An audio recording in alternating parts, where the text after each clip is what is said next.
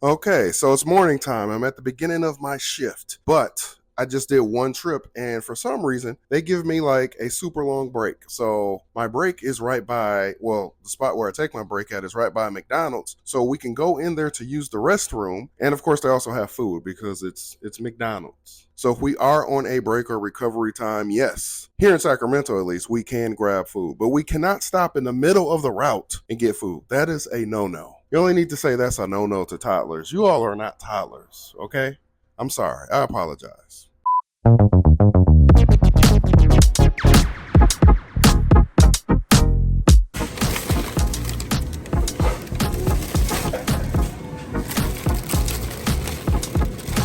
Okay, so I got the hot cakes, sausage, and eggs with a muffin. I remember back in the day when they first started doing the big breakfast with hot cakes, they would give you a delicious biscuit, but I guess they got cheap and they were like, we're just gonna do McMuffin and then hash brown. And I got some condiments here. Now, they gave me all this ketchup. They gave me 5 of them for breakfast, but I only got 1 hot cake syrup for the hot cake. So I have more ketchup than I have syrup. I should have asked for a second syrup, but then, at McDonald's, they act like it's a big problem when you ask for like an extra condiment or something. You know what I mean?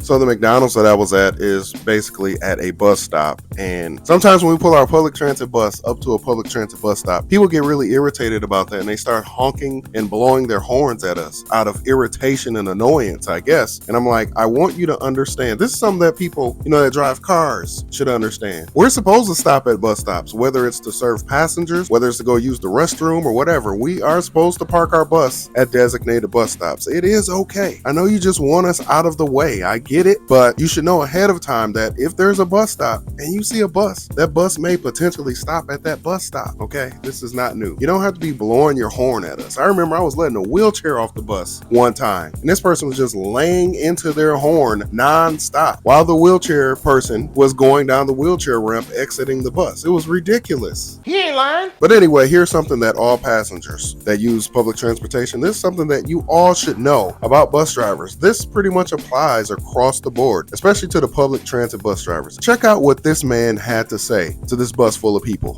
It is very important. I wanted to share a message with you today. It's very important for everybody on this bus to understand.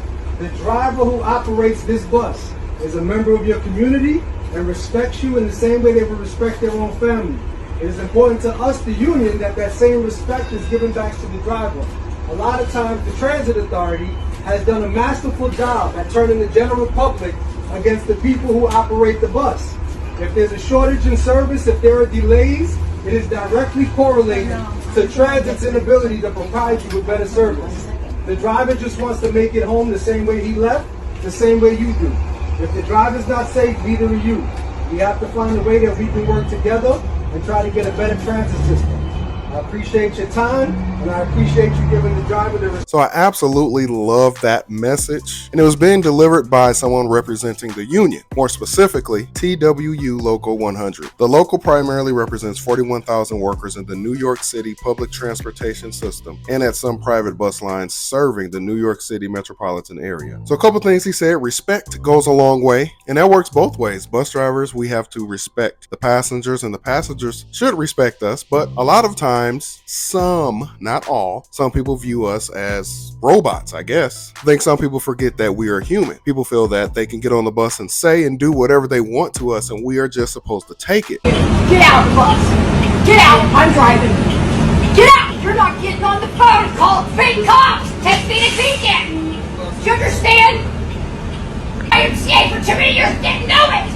And then some people, not all, some people will make comments like, well, you should have known what you were going to get when you signed up for this job. If you can't handle it, find another job. And my response to that is, how about don't get on the bus and cause trouble? I'm not sure I'm interested in that. Another very interesting thing that was mentioned is that sometimes people will place all of the blame on the individual bus drivers that are representing a company.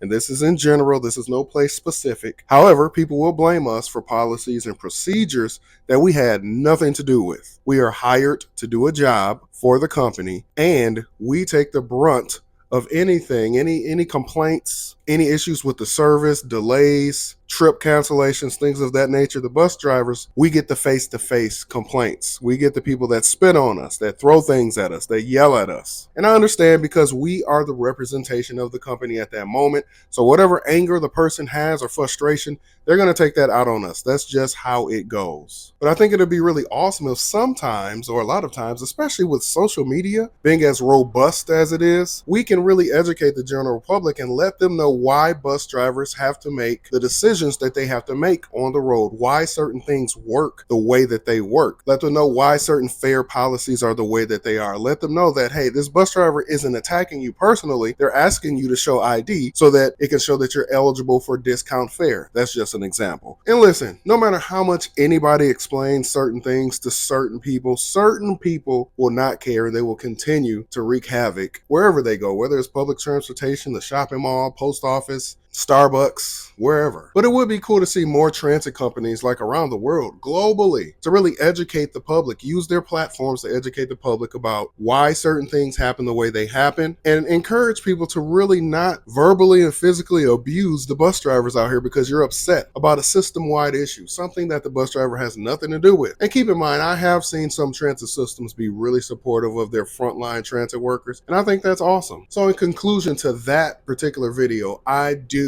approve that message that he just gave to those people, and I'm pretty sure a lot of them were not listening and they kind of didn't care, but it's cool to hear that verbalized. We care about our safety as well as yours, and even if there's some bus drivers that may not necessarily care about everyone else's safety, they at least care about theirs, and we're all in this vehicle together. So hey, if I'm trying to be safe, then you're just going to be safe by default, I guess, right? But seriously, it's a team effort between the bus operators and train operators, rail, and everyone else that's on the front lines as well, and the passengers and the companies, the transit agencies. It should be a partnership between the three, because we all have to work together to make this thing run and operate smoothly. What do you think about it? Good news, this bus does go to the mall.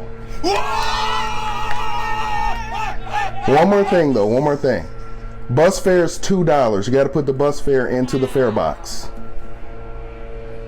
There are some people that would prefer to just skip the entire hiring process and just take matters into their own hands. Like this person right here. They're coming for you. Don't worry.